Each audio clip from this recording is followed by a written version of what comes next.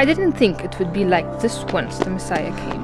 After all our waiting for him, after his resurrection, then to have to run for our lives to this place, Antioch, living in the stench of human waste and rat-infested streets, watching our brothers and fathers looking for work day after day, only to come home with shame in their eyes, being rejected by our own people, and constantly threatened and ridiculed by the Romans.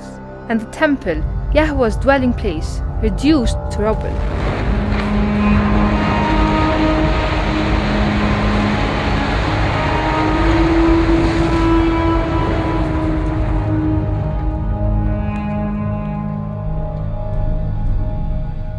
After that desecration, I never imagined I'd be standing next to Roman centurions in worship, praying together.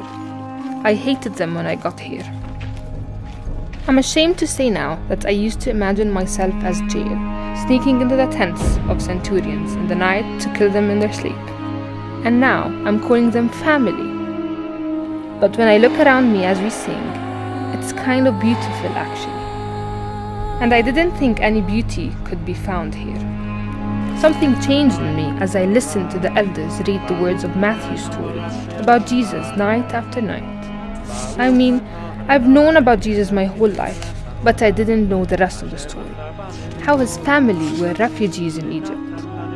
How he stood up to the Pharisees. How he trusted the news of his resurrection to women first. And those descriptions of his kingdom, where the people considered the least here, actually matter.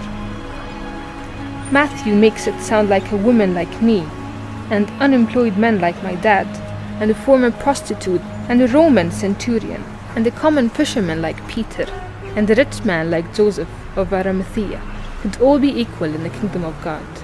What's even crazier, though, is that Jesus' plan for introducing the rest of the world to his story is to use us, the least of these.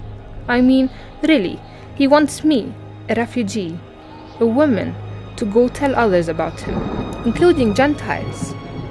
Me!